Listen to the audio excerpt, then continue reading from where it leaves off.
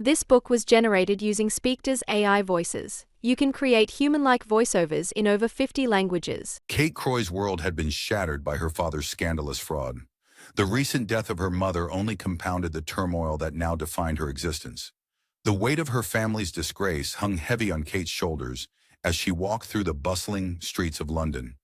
The city's energy seemed to mock her inner turmoil, its vibrant life a stark contrast to the darkness that clouded her thoughts. She could almost feel the judgmental stares of passers-by, their whispers carried on the crisp autumn breeze that nipped at her cheeks. Her sister Marian's struggles echoed in her mind, a constant reminder of their shared predicament. Marian's efforts to maintain respectability were like trying to patch a sinking ship with mere scraps of cloth. Admirable, but ultimately futile.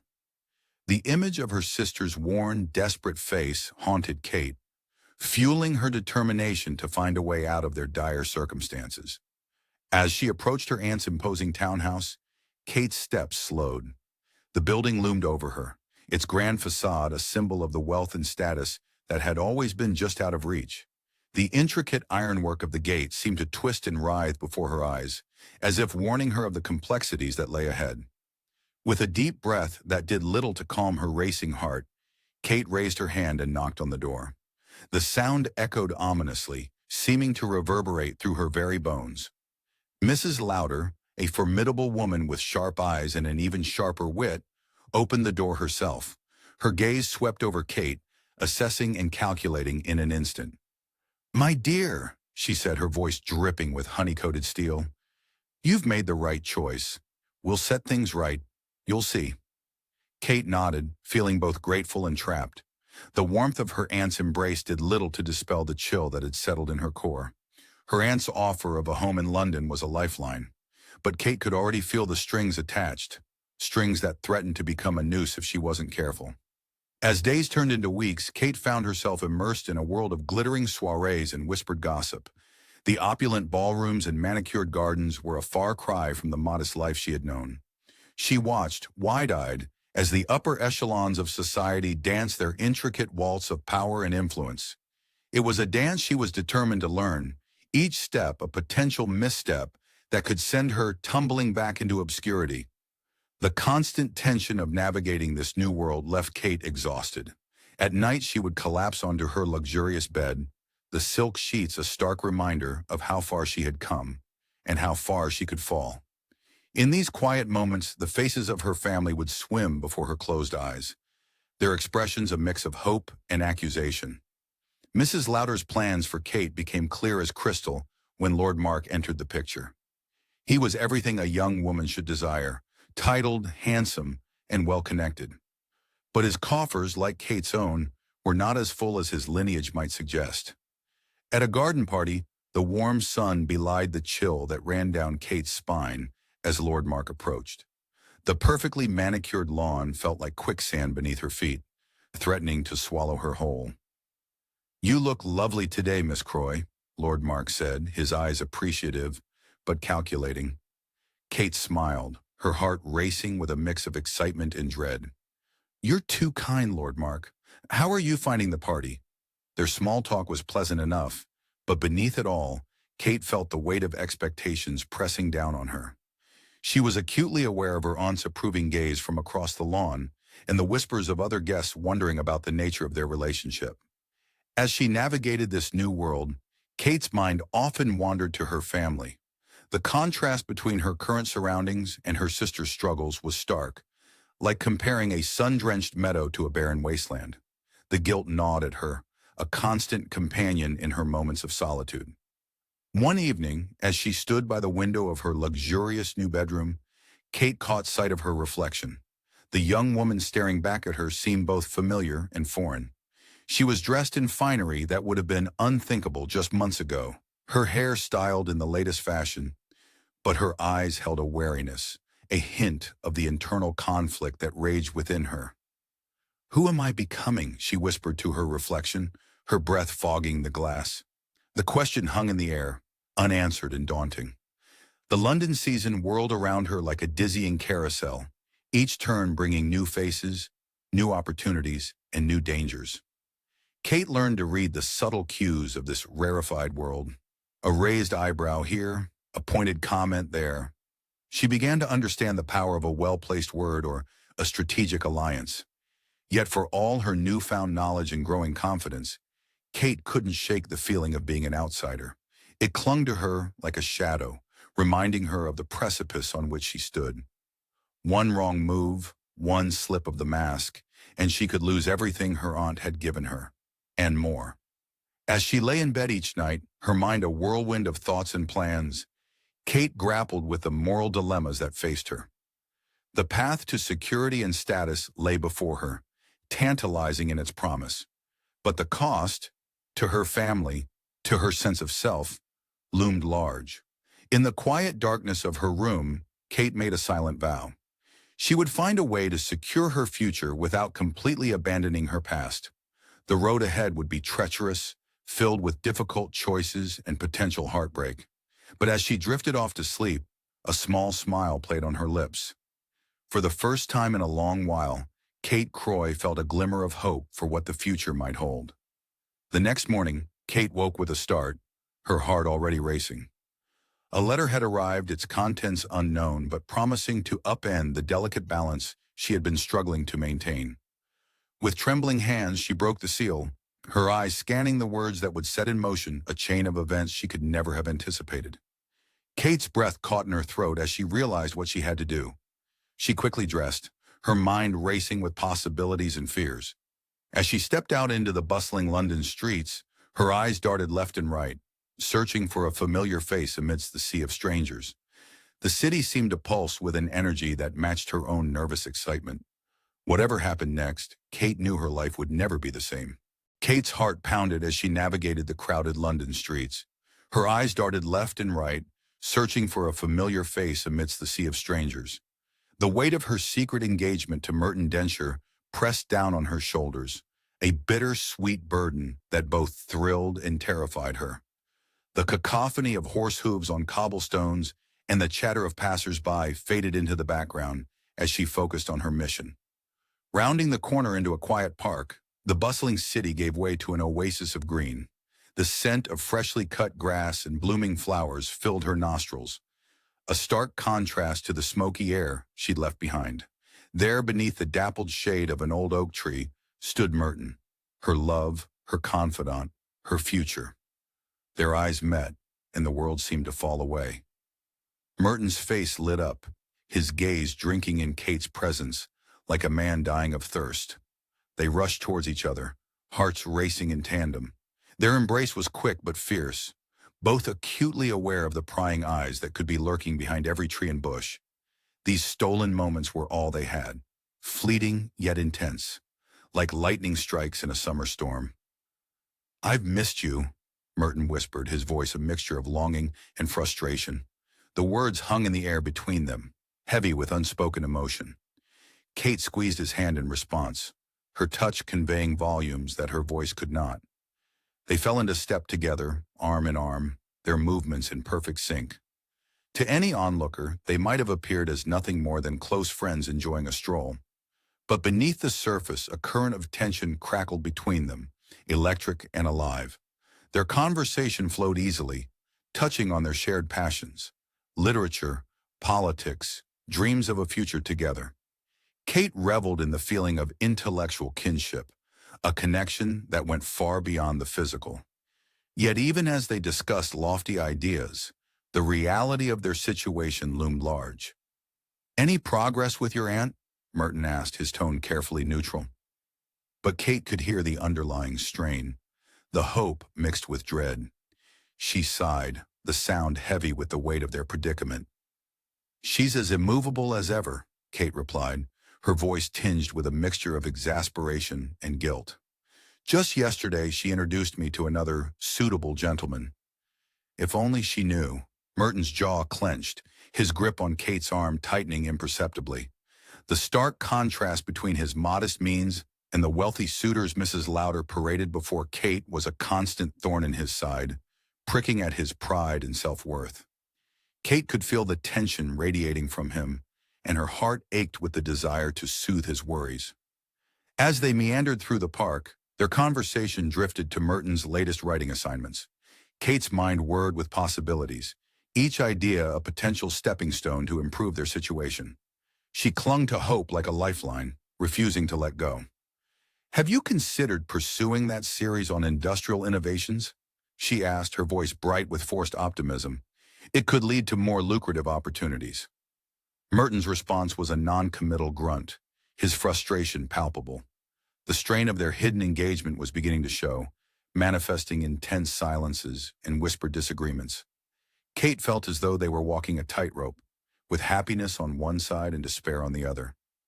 Their path led them to a secluded bench, hidden from view by a cluster of weeping willows. The drooping branches created a curtain of green, offering a brief respite from the world's judgmental gaze. As they sat, Kate's hand found Merton's, their fingers intertwining like roots seeking nourishment in barren soil.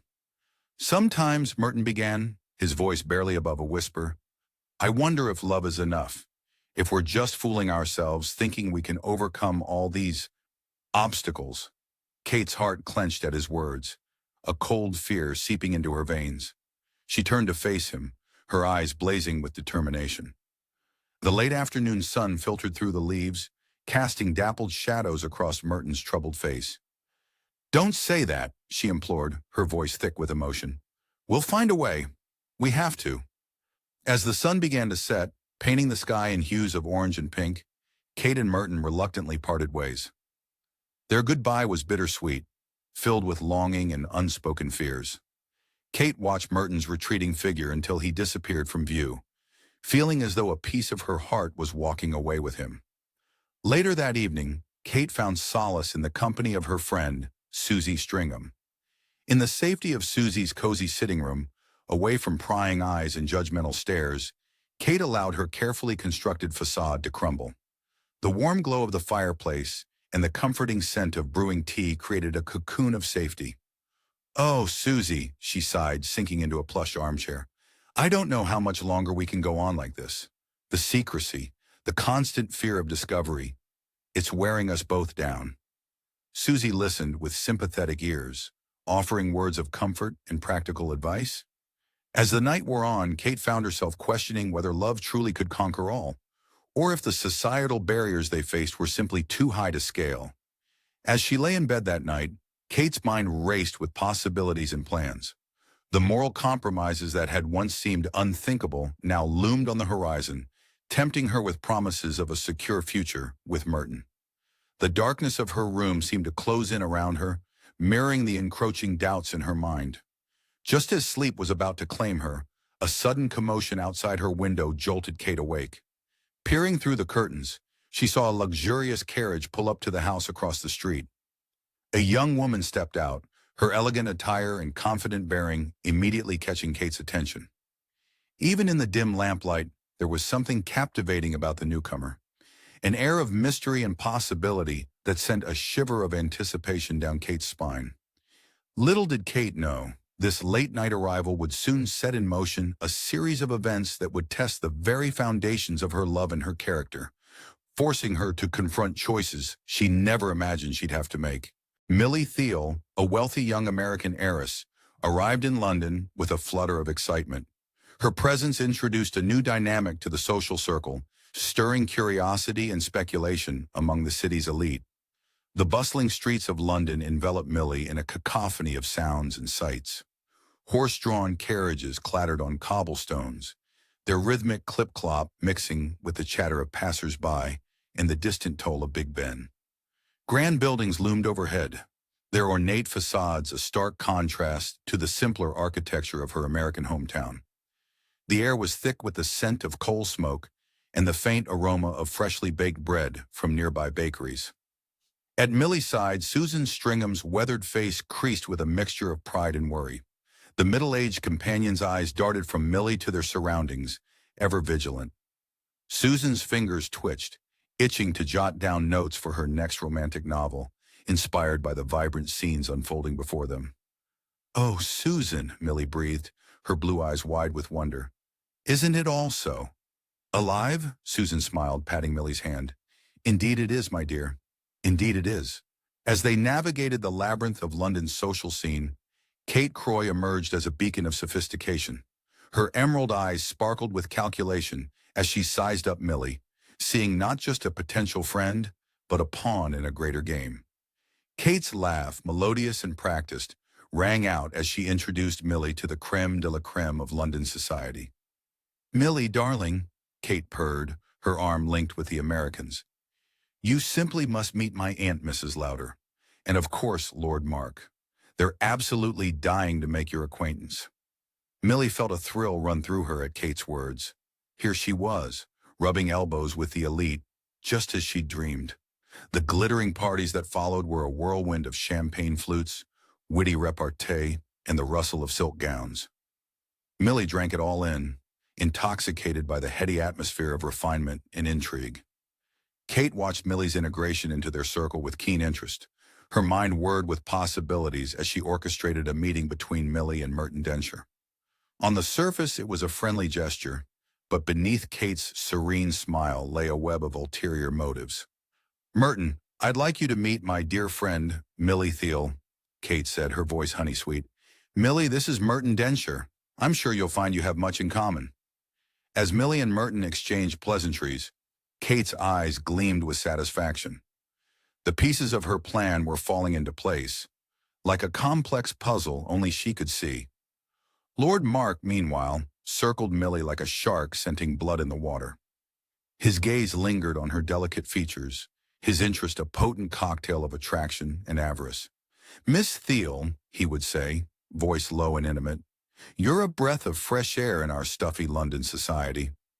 Millie blushed at his attention, both flattered and slightly overwhelmed. The shadow of his interest cast a subtle pall over her carefree enjoyment, a complexity she wasn't quite ready to untangle. As the days melted into weeks, London opened its arms wider to Millie. She found herself breathless before masterpieces in art galleries, their colors and emotions seeming to leap from the canvas. Intimate dinners in opulent dining rooms saw her engaged in conversations that flowed as smoothly as the wine.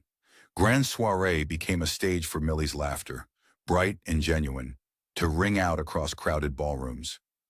Yet beneath the surface of this glittering new world, currents of intrigue swirled like dark water under thin ice. Millie, in her innocence, saw only the beauty and excitement of her new life. She was oblivious to the complex web of relationships and motivations that surrounded her, like a delicate butterfly unaware of the spider's silk brushing against its wings. Susan Stringham observed these developments with growing unease. Her protective instincts warred with her own fascination with their new social circle. As she watched Millie bloom under the attention of their new acquaintances, Susan couldn't shake the feeling that there were undercurrents at play, subtle tensions and unspoken desires that her young charge might not fully comprehend. One evening, as Millie prepared for yet another soirée, Susan's concern bubbled to the surface. "Millie, my dear," she began hesitantly, "are you happy here?" Millie turned from the mirror, her face aglow with excitement.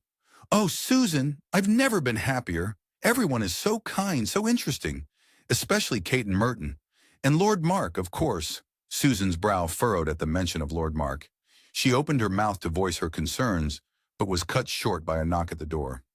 A footman entered, bearing an ornate envelope. "For Miss Thiel," he announced, presenting the missive with a bow. Millie took the envelope, her fingers trembling slightly as she broke the seal. As her eyes scanned the contents, her face paled, then flushed.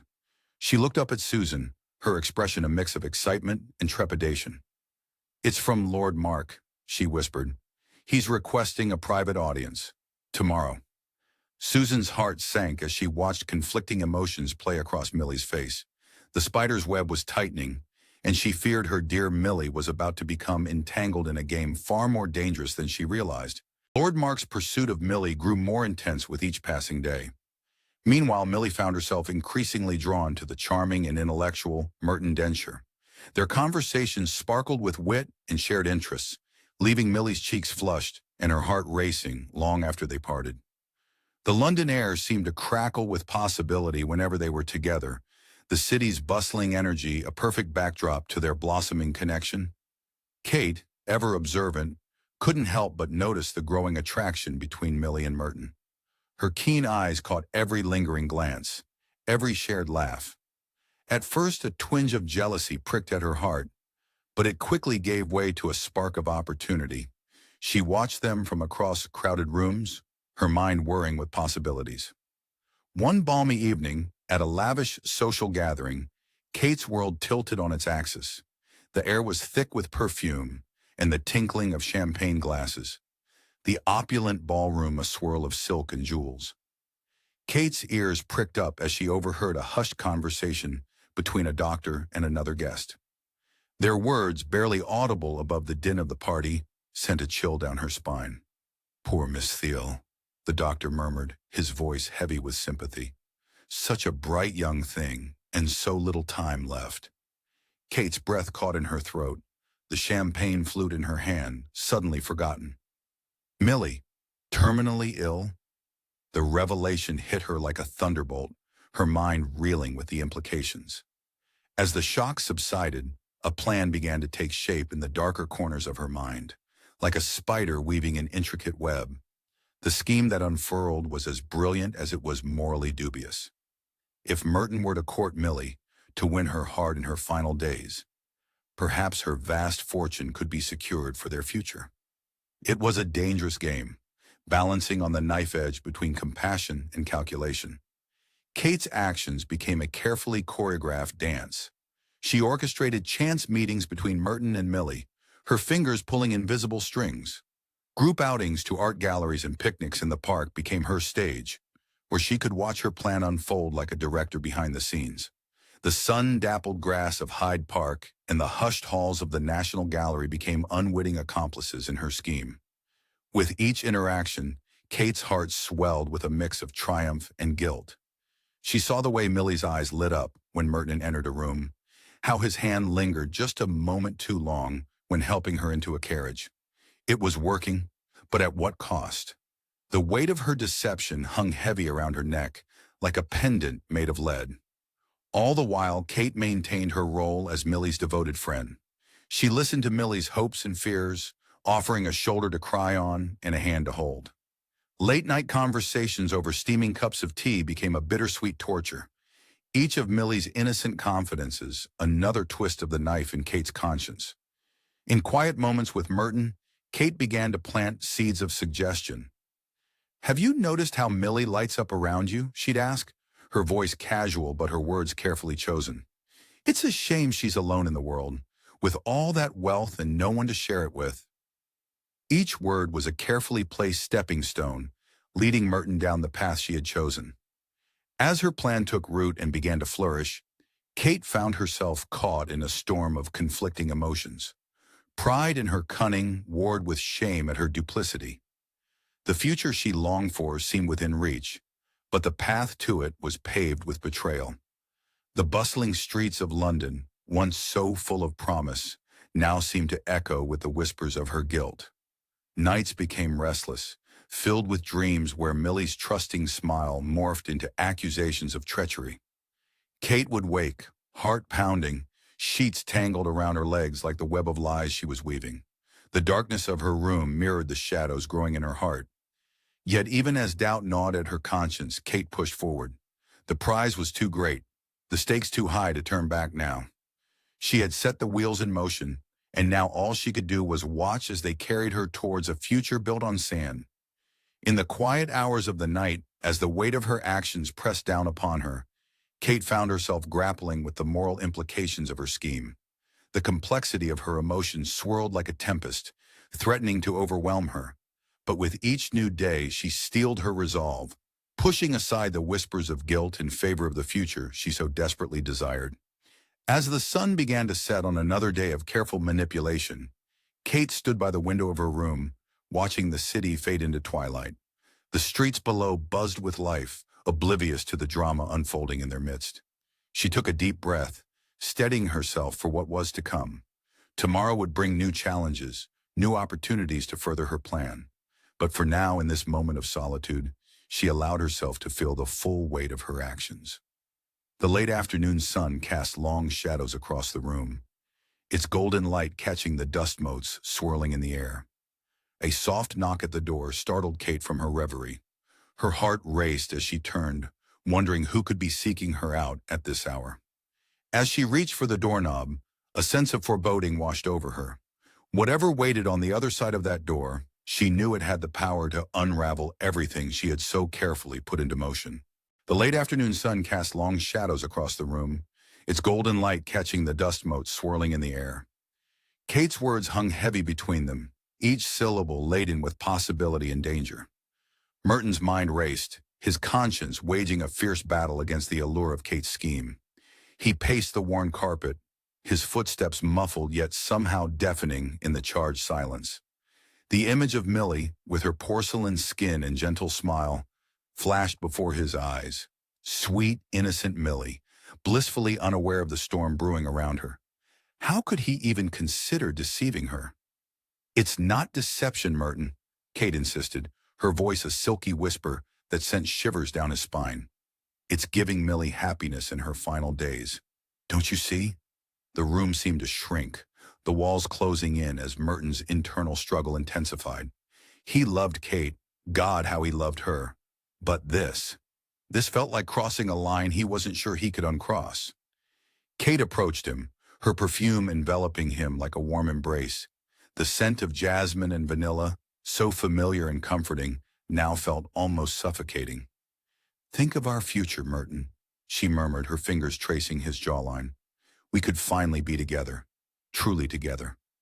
Merton's resolve weakened, his heart pounding in his chest. The promise of a life with Kate, free from financial worries, was intoxicating. Yet the thought of using Millie left a bitter taste in his mouth, like ashes on his tongue. Days passed in a blur of sleepless nights and guilt-ridden mornings. Merton found himself reluctantly agreeing to Kate's plan, his conscience screaming in protest even as he nodded his assent. The charade began, a delicate dance of half-truths and carefully crafted moments. Autumn descended upon the city, painting it in shades of gold and crimson. Merton threw himself into the role, arranging outings to art galleries and museums with Millie. As they strolled through quiet exhibition halls, he found himself genuinely engrossed in their conversations about literature and philosophy, surprised by the depth of Millie's insights. Keats understood the beauty of melancholy, Millie mused one afternoon, her eyes fixed on a painting of a solitary figure. The soft light from the skylight above cast an ethereal glow around her, making her seem almost otherworldly. "Don't you think there's something poetic about embracing life's fleeting nature?" Merton's heart clenched, a physical ache spreading through his chest. If only she knew how fleeting her own life was. He pushed the thought away, focusing instead on the way her eyes lit up as she spoke, like stars coming alive in the twilight sky. With each passing day, Merton's guilt grew like a thorny vine around his heart, its tendrils reaching into every corner of his being. Yet so too did his genuine affection for Millie. Her zest for life, despite her hidden illness, was both inspiring and heartbreaking. She was like a delicate butterfly, beautiful and fragile, unaware of the net closing in around her. Meanwhile, Kate watched from the sidelines, a storm brewing behind her calm exterior. She had set this plan in motion, yet the sight of Merton and Millie laughing together over shared jokes sent unexpected pangs of jealousy through her. It was like watching a play she had written, only to find the actors improvising lines she hadn't intended. One evening, as Merton recounted a particularly enjoyable afternoon with Millie, Kate's composure cracked. "You seem to be enjoying your role a little too much," she snapped, her words sharp as broken glass. The moment the words left her lips, she regretted them, but they hung in the air between them, impossible to take back. Merton's face fell, the weight of their deception crashing down on him once more. "Kate, I don't know if I can keep doing this," he whispered, his voice hoarse with emotion. "Millie doesn't deserve this." Kate's determination flared, pushing aside her conflicted emotions. "We've come too far to back out now, Merton," she insisted, her voice low and urgent. "Remember why we're doing this." As the autumn days grew shorter, the situation became increasingly complex. Merton's guilt grew in proportion to his genuine affection for Millie, while Kate found herself trapped in a web of her own making. Her plan was progressing perfectly, yet the cost to her peace of mind was higher than she had anticipated. The three of them were caught in a delicate balance, teetering on the edge of revelation. Merton, torn between his love for Kate and his growing fondness for Millie. Kate, her determination to see her plan through clashing with her conflicted emotions, and Millie, blissfully unaware of the tempest brewing around her, living each day with a passion that both inspired and tormented her unwitting deceivers. As the crisp autumn air gave way to the first biting winds of winter, a change hung in the air. Merton received a letter one morning, its contents sending a jolt of excitement and trepidation through him. He rushed to share the news with Kate and Millie, his heart pounding with anticipation. "Pack your bags," he announced, his voice a mix of exhilaration and nervousness. "We're going to Venice." The word hung in the air like a promise, or perhaps a threat. Venice, the city of masks and secrets, of romance and decay.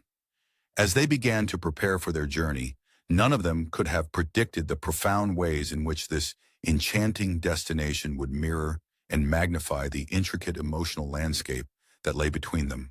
The group embarked on a journey to Venice, a city steeped in romance and decay.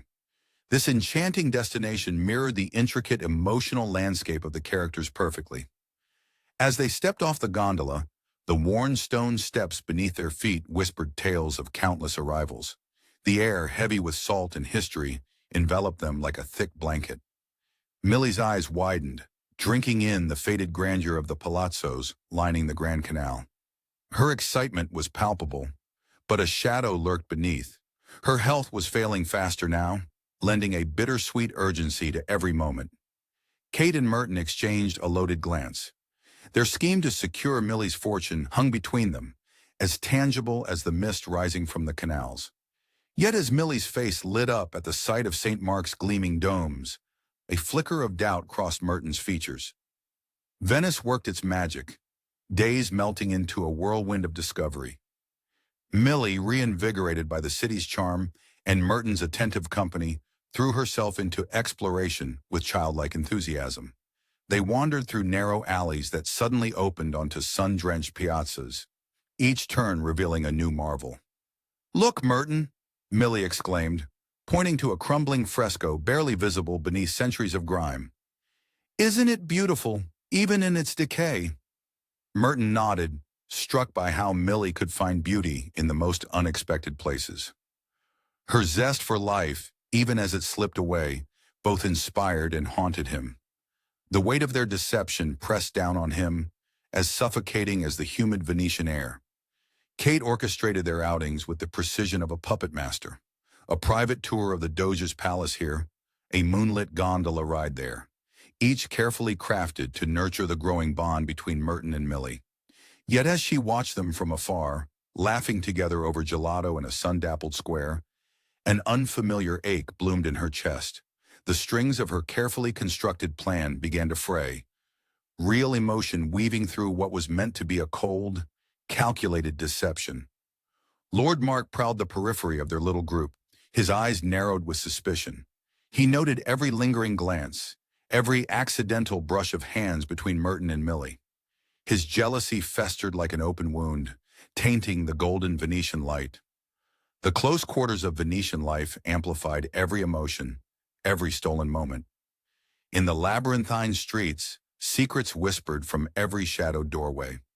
Merton found himself torn, caught between the genuine affection growing for Millie and his promise to Kate.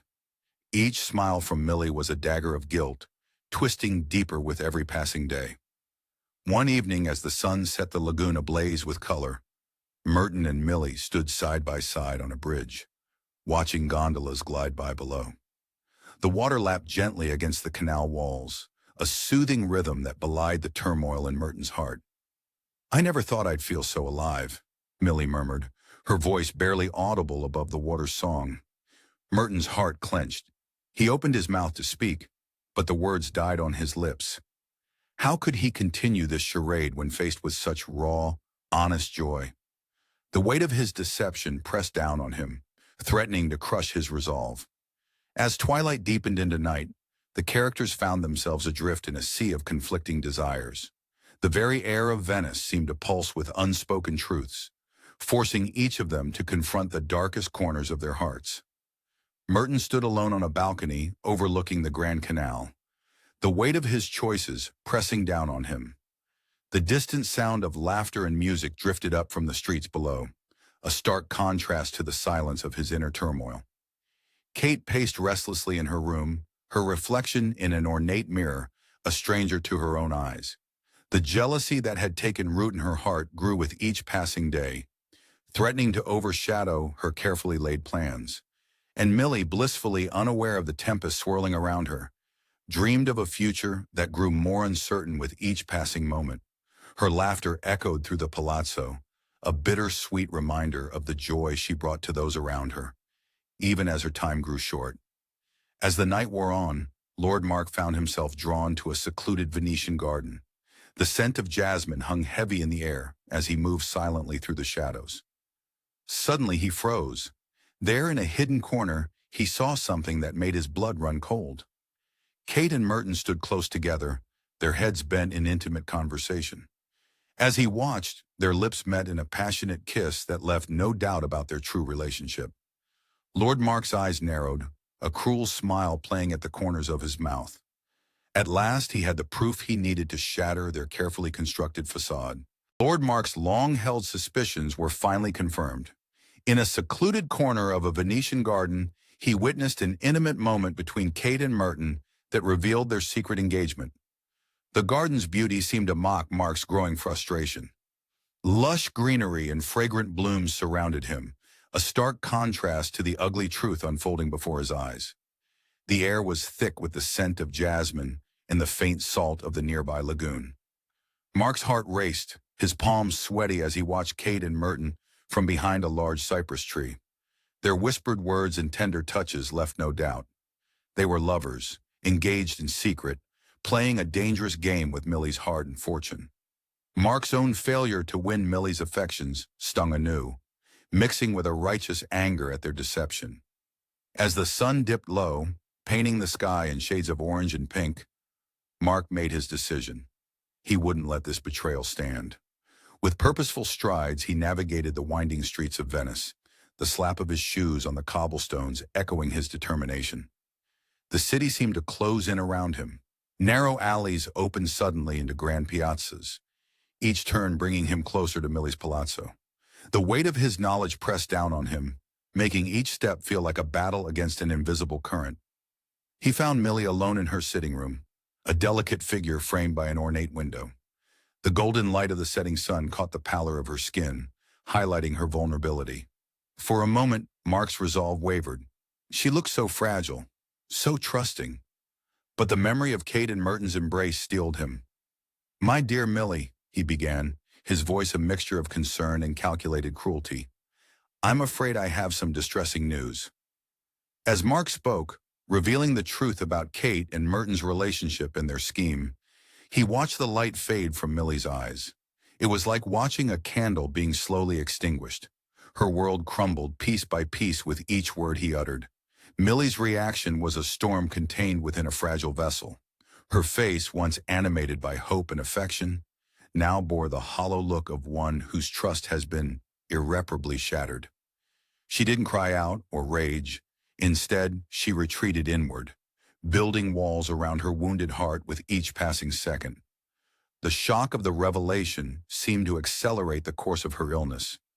In the days that followed, Millie's health declined rapidly, her body weakening as swiftly as her spirit. She became a ghost in her own palazzo, refusing visitors and withdrawing from the world that had so cruelly deceived her. Meanwhile, on the sun-drenched streets of Venice, Kate and Merton continued their charade, blissfully unaware of the devastation they had wrought. They strolled arm in arm along the canals, their laughter echoing off the ancient buildings, a jarring counterpoint to the silence that now enveloped Millie's world. Kate's eyes sparkled with triumph as she gazed at Merton, believing their plan was unfolding perfectly. Merton, for his part, played his role with a mixture of guilt and anticipation, never suspecting that their carefully constructed facade had been stripped away. The contrast between their carefree demeanor and Millie's silent suffering was stark, like a beautiful mask hiding a disfigured face. The once vibrant connection between all the characters now lay in tatters, like a delicate Venetian glass shattered on the cold marble floor. As the days wore on, The weight of the unspoken truth hung over Venice like a heavy fog. The city, once a backdrop for romance and intrigue, now seemed to hold its breath, waiting for the inevitable moment when Kate and Merton would be forced to confront the consequences of their actions. Lord Mark, having delivered his crushing blow, withdrew from the scene. He moved through the city like a shadow, his own role in the unfolding drama weighing on him. He had acted out of a sense of justice, perhaps, but the aftermath left him feeling hollow. As he boarded a gondola to leave Venice, he cast one last look at Millie's palazzo. The grand building loomed in the distance, its windows dark and uninviting.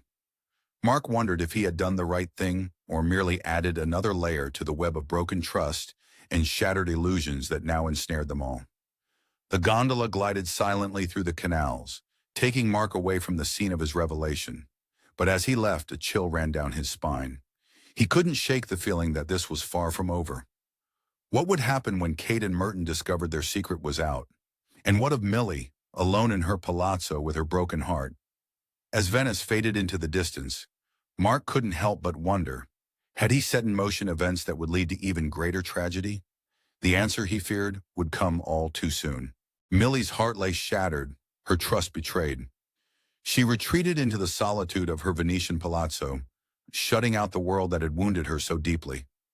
The once lively palazzo fell silent, its grand rooms now echoing with an oppressive emptiness.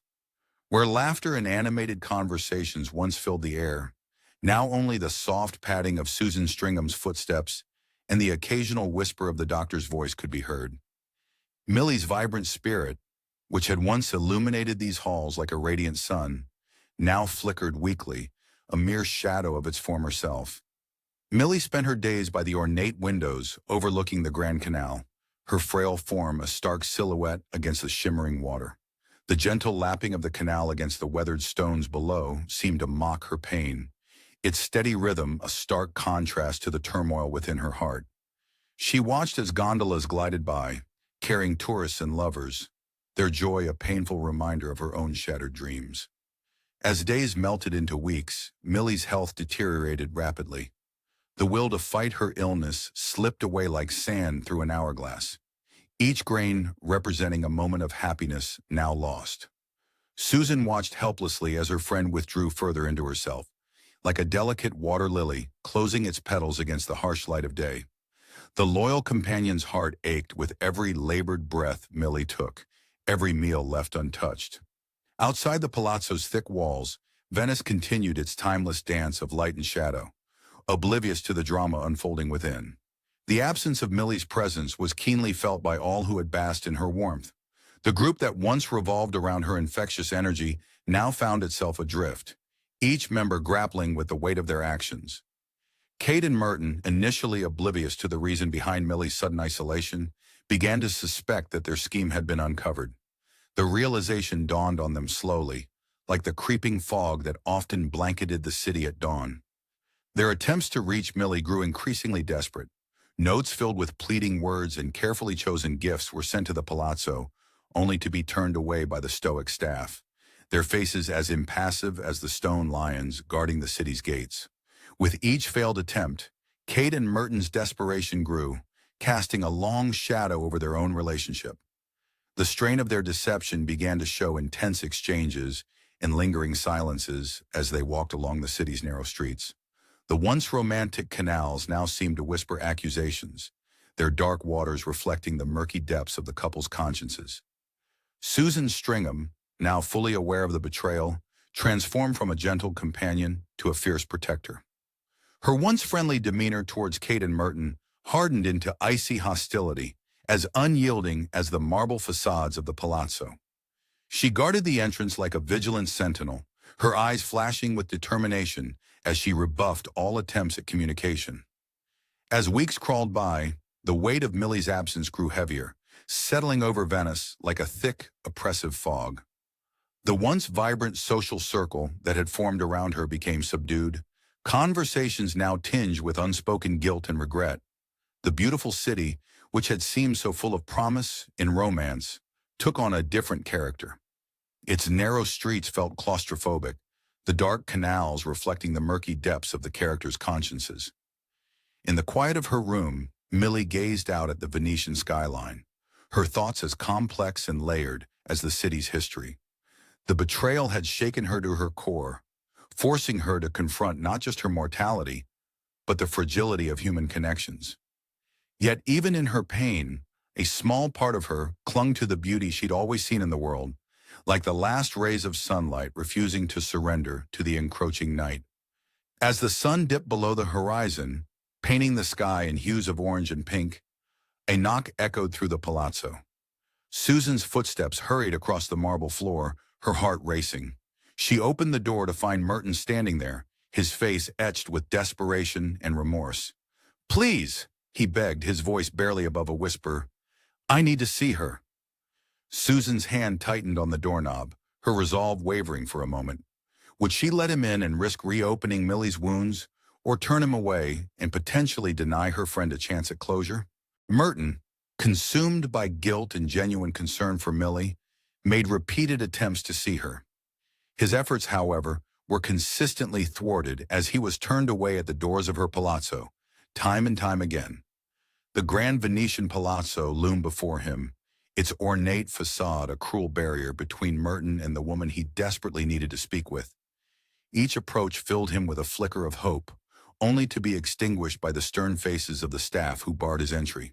The weight of his actions pressed down on him, growing heavier with each rejection. Venice, once a city of romance and possibility, now felt like a beautiful prison. The gentle lapping of water against gondolas and the soft glow of lanterns reflected in the canals mocked Merton's anguish. He wandered the winding streets, feet carrying him aimlessly through the labyrinth of bridges and narrow alleys. Every corner, every glimpse of the lagoon, served as a bitter reminder of their betrayal. In moments of desperation, Merton poured his heart out onto paper, writing long, impassioned letters to Millie. His words flowed like the canals of Venice, carrying his regret and begging for forgiveness. But like his physical attempts to reach her, these too were met with silence, returned unopened and unread. As days turned into weeks, the strain began to show on Merton's relationship with Kate. The once solid foundation of their love started to crack under the pressure of their shared secret. "Merton, you can't keep doing this," Kate pleaded one evening, her voice tight with anxiety. "What if someone starts to suspect?" The dim light of their rented room cast long shadows across Kate's face, highlighting the worry etched into her features. Merton could see the toll their scheme was taking on her, the polished exterior beginning to crumble. "I can't stop," Merton replied, his voice barely above a whisper. "The thought of Millie, alone and hurt. It haunts me, Kate, day and night." Kate turned away, her shoulders tense. The morality of their plan, once justified in her mind, now gnawed at her conscience. Her friendship with Millie, once so dear, felt like a shard of glass in her heart, cutting deeper with each passing day. Their conversations, once filled with love and laughter, became tense affairs, fraught with unspoken accusations. The rift between them grew wider, a chasm as vast as the Grand Canal itself. "This isn't what we wanted," Kate would say, her eyes avoiding Merton's gaze. "No," Merton would reply, his voice hollow, "but it's what we've done." The once tight-knit group began to splinter, each person retreating into their own world of guilt and regret. Susan Stringham, now fully aware of the situation, became a silent sentinel, her disapproval a palpable force in every interaction. Her eyes, once warm with friendship, now held a cold judgment that cut to the bone. As news of Millie's worsening condition spread like whispers on the wind, a sense of impending loss settled over them all. It hung in the air like the fog that sometimes blanketed the city, obscuring the future and forcing each of them to confront the irreversible consequences of their actions. Lord Mark, the catalyst for their downfall, had long since fled Venice, leaving behind a wake of destruction as tangible as the ripples in the canal waters. His absence only amplified the weight of their guilt. One evening, as the sun dipped below the horizon, painting the sky in hues of orange and pink, Merton stood on the Rialto Bridge, staring into the murky waters below. The beauty of Venice, once a source of wonder and joy, now mocked him at every turn. He closed his eyes, the cool breeze carrying the scent of the sea, and made a decision. With renewed determination, Merton set off towards Millie's palazzo once more. This time, he wouldn't take no for an answer. As he approached the imposing doors, heart pounding in his chest, a commotion from within caught his attention.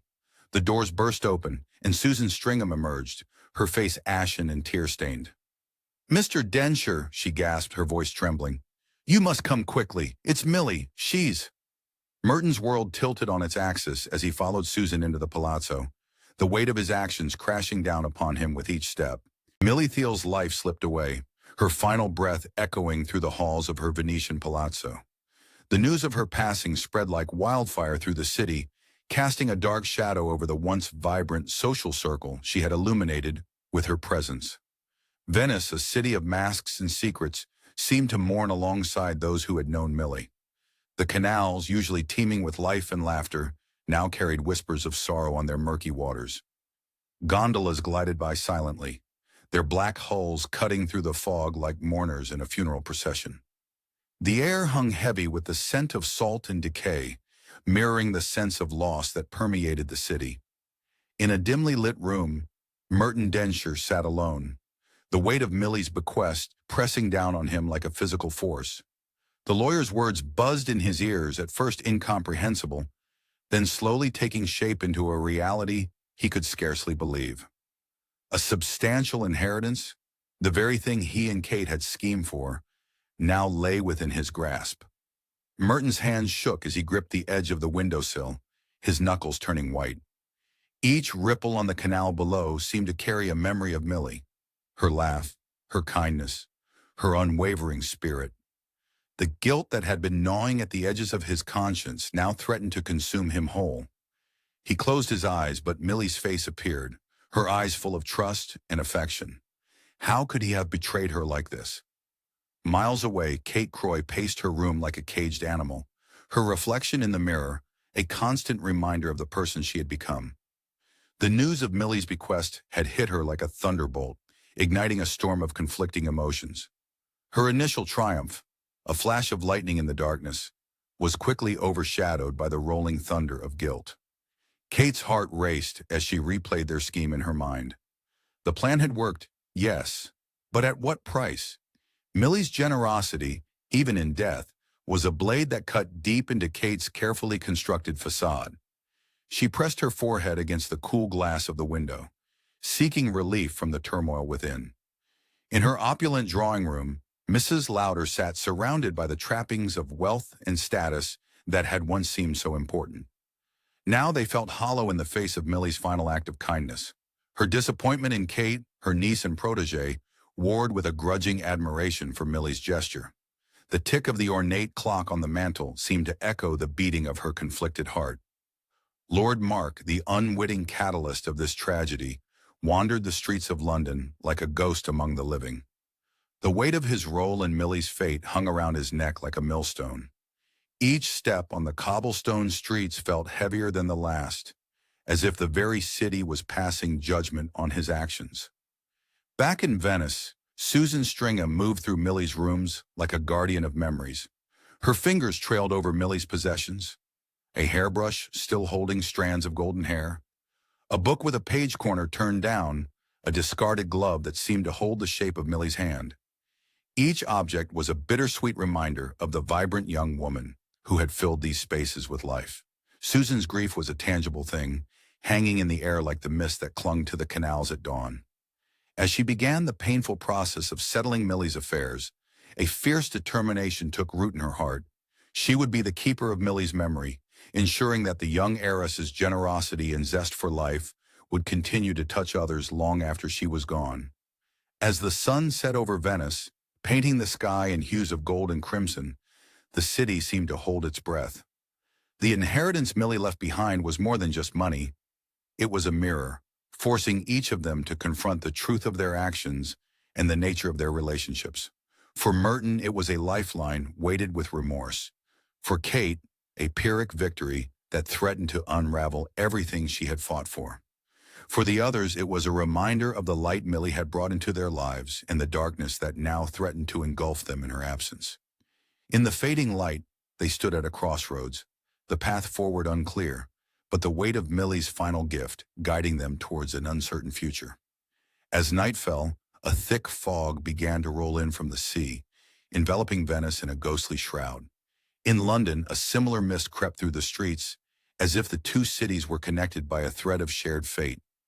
Kate and Merton, worlds apart yet bound by their actions, felt the chill of the fog seep into their bones, a harbinger of the storm that was yet to come. The foggy streets of London seemed to mirror the haze that had settled over Kate and Merton's once passionate romance.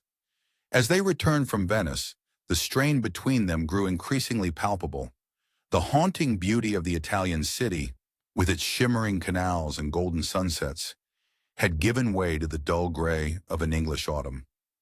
Yet even as they tried to leave the past behind, memories of Millie clung to them like the mist that shrouded the city. Their new flat, a testament to their newfound wealth, felt more like a mausoleum than a home. Every silk cushion, every gleaming silver frame seemed to whisper Millie's name. The air was thick with unspoken words and heavy with regret. Merton often found himself lost in thought, his fingers tracing the intricate patterns on a porcelain vase. The cool, smooth surface beneath his touch was a stark contrast to the turmoil within him. His tea grew cold, forgotten on the side table. "Merton, darling, we're going to be late for dinner." Kate's voice cut through his reverie, a hint of irritation coloring her words. He blinked, coming back to the present.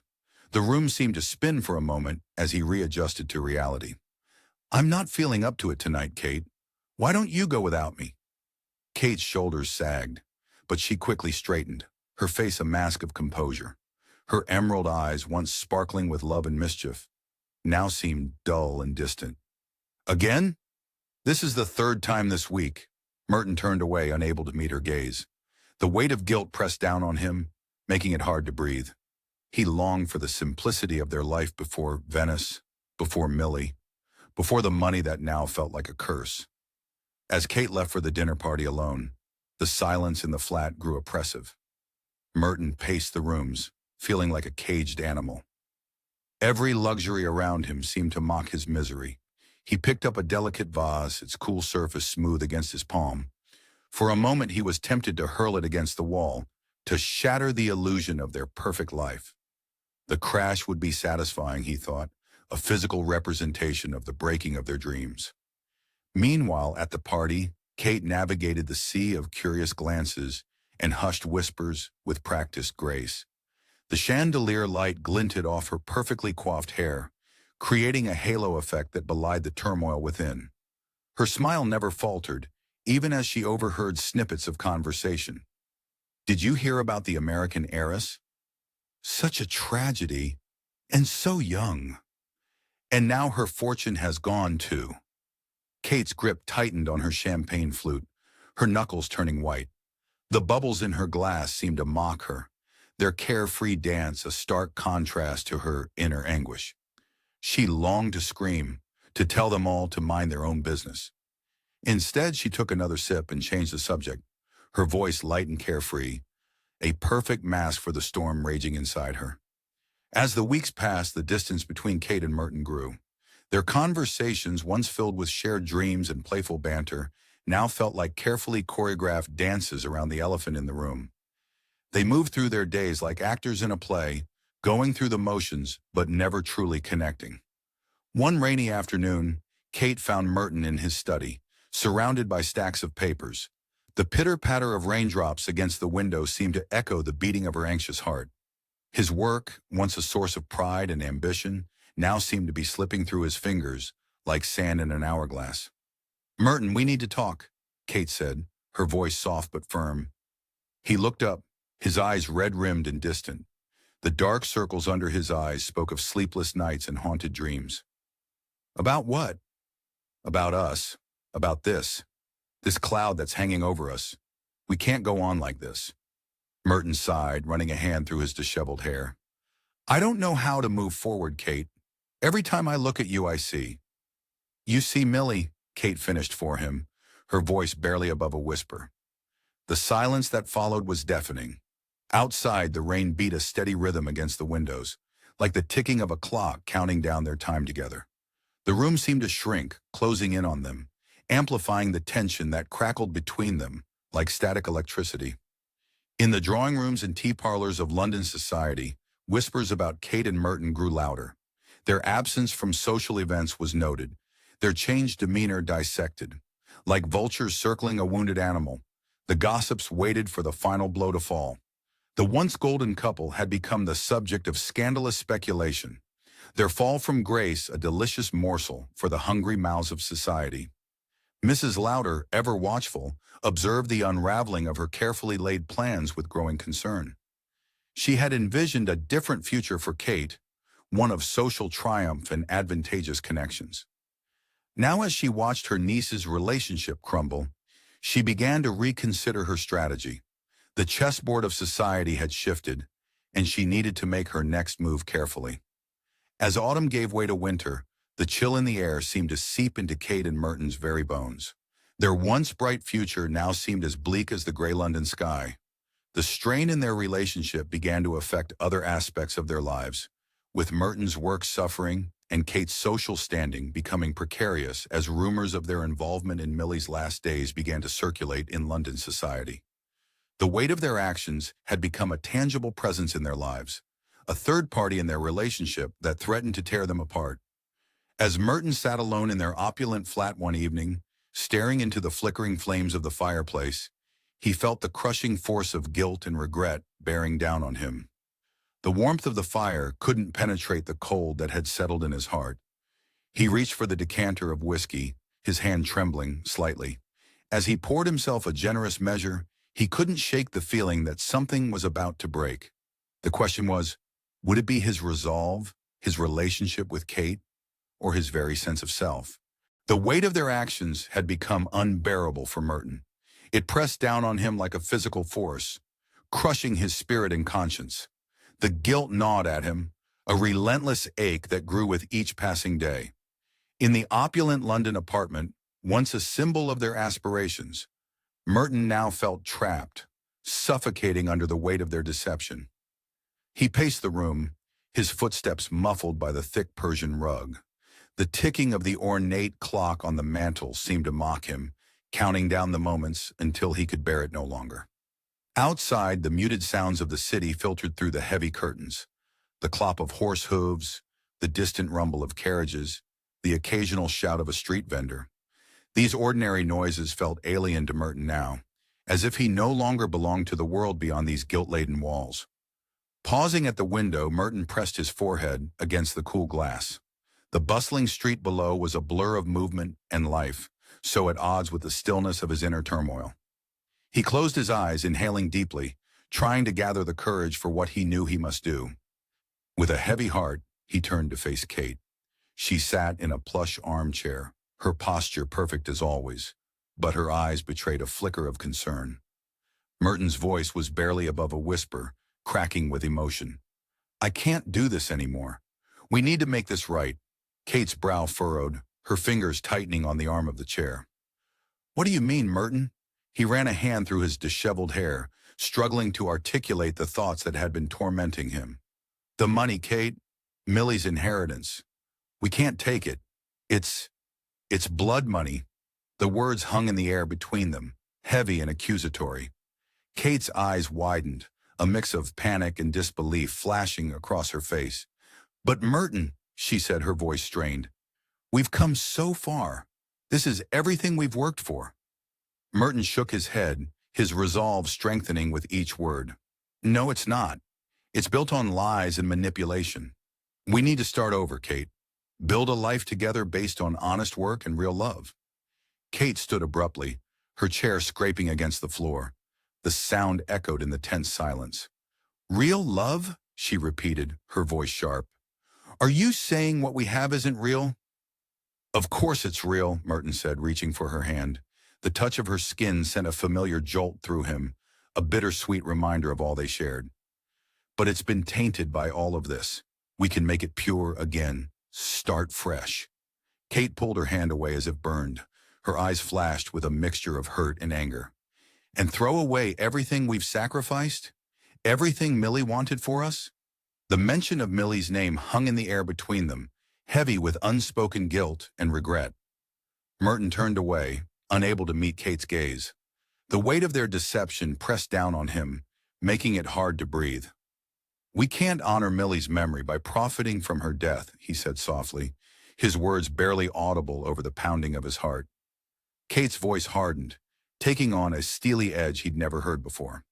"We can honor her by living the life she wanted us to have, the life she gave us." Merton spun around, frustration etched on his face. "Don't you see? That's exactly the problem. We manipulated her, used her feelings for our own gain. How can we build a future on that?" The room fell silent, the tension palpable. Kate's eyes narrowed, her voice low and controlled. "You have to choose, Merton. Me or the money. You can't have both." Merton felt as if the floor had dropped out from under him. He stared at Kate, the woman he had loved for so long, now a stranger demanding an impossible choice. The weight of the decision pressed down on him, threatening to crush him entirely. "That's not fair, Kate," he whispered, his voice breaking. "Life isn't fair," she replied, her voice cold. "But this is our chance to make it better, to have everything we've ever wanted." Merton turned away, his mind reeling. Images flashed before him. Kate's smile on their first meeting, Millie's trusting eyes, the weight of the deception they had carried for so long. Each memory was a dagger to his heart, a reminder of the path that had led them here. Days passed in a blur of sleepless nights and endless internal debates. Merton wandered the streets of London, seeking answers in the faces of strangers, in the whispers of the wind through the park trees. The city that had once held such promise now felt like a maze, each turn leading him back to the same impossible choice. He found himself standing before Millie's favorite painting in the National Gallery, staring into the eyes of the subject, searching for forgiveness or condemnation. The brushstrokes seemed to come alive under his gaze, swirling with the weight of his guilt and indecision.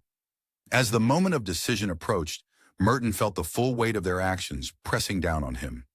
He knew that his choice would not only determine his future, but serve as a final judgment on the moral compromises they had made and the true nature of their love. With a heavy heart and a mind full of conflicting emotions, Merton prepared to make the decision that would change everything. He stood at the crossroads between love and wealth, moral integrity and material comfort.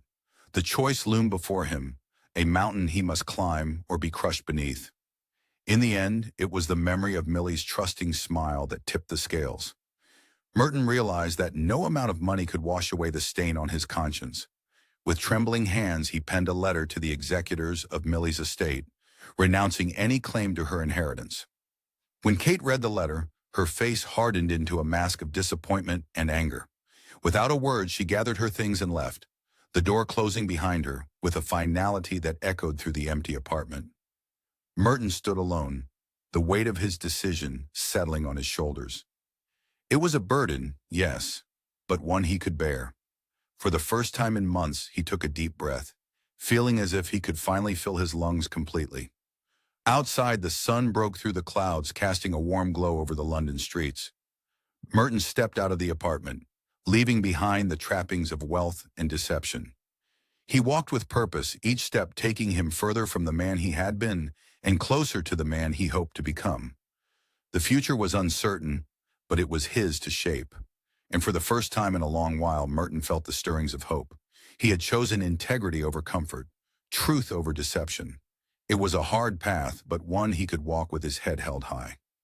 As he disappeared into the bustling London crowd, Merton knew that the journey ahead would be difficult, but he also knew that it was a journey worth taking, one that would lead him back to himself and perhaps someday to a love untainted by lies and manipulation. The weight of his past actions would always be with him, but it no longer threatened to crush him. Instead, it would serve as a reminder of the man he once was and the man he was determined to become. With each step forward, Merton felt lighter, freer, ready to face whatever challenges lay ahead with a clear conscience and an open heart. This book was generated using Speakter's AI voices. You can create human-like voiceovers in over 50 languages.